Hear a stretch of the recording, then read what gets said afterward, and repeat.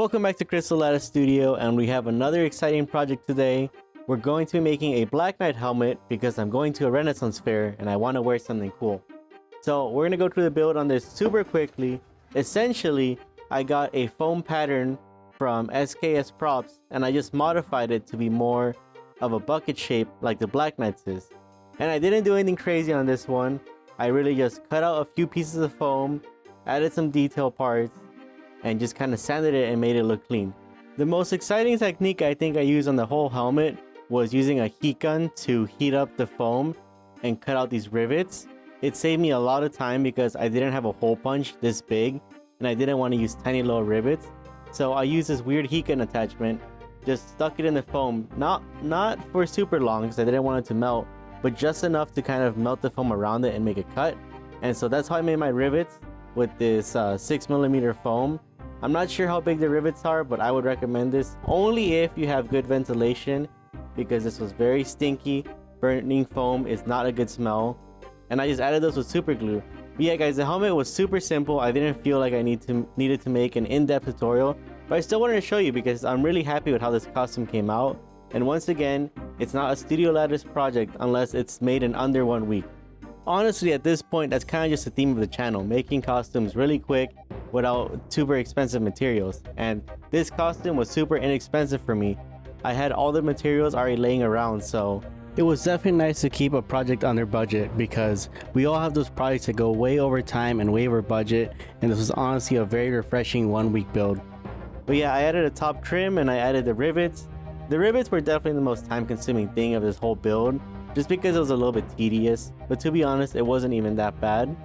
The entire construction of the helmet only took me 2 days. Like I said, this was super quick, and in reality, it's very simple. The main body of the helmet is just 2 really big pieces of foam, and all the details are very self-explanatory. What was exciting about this project is that I got to try out making foam chainmail. I hadn't even known about this product until I saw it when I was getting materials for this project, and I was very intrigued and excited to try it out. It is a little time consuming, I will say. If I had to do a whole shirt of chainmail or a larger project, I would probably 3D print it, but this is a lot cheaper and a lot quicker, I'd say. You have to kind of weave it in amongst each other. It's a little bit like crocheting, I would think. I've never done crocheting, but you know, if I had, I feel like it would be pretty similar.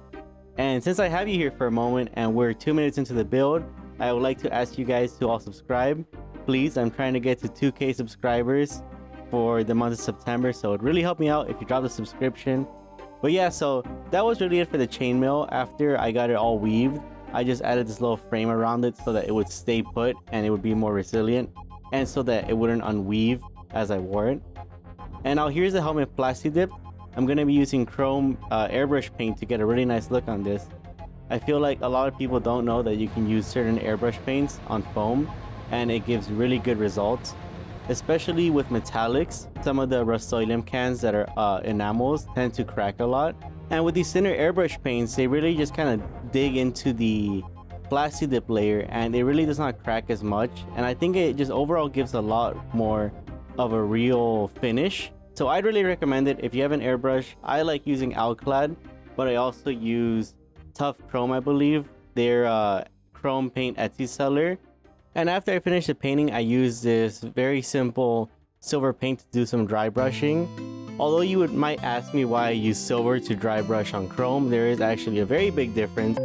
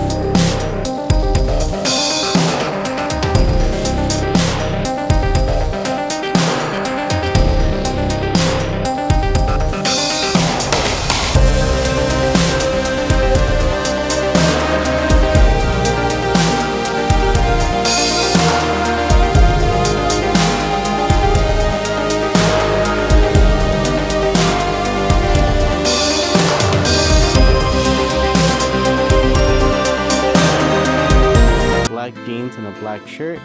And for the insignia that the Black Knight has on his chest, I used my Cricut to cut out the stencil in some very thick cardstock.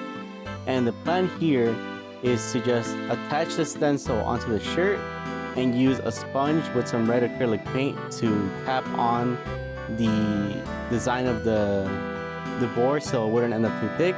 And here's a finished costume. Overall, I'd say I'm super proud of how this all came together.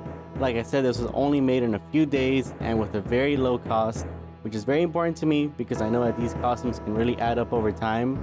And I do say that dressing up at an event always makes it funner. And although I have gone to this Renaissance fair many years before, I think I had a little bit more fun this year that I was dressed up. And that's about it for this build. Thank you so much for watching the video, and if you enjoyed it, please consider checking out my other recent uploads or subscribing. Bye!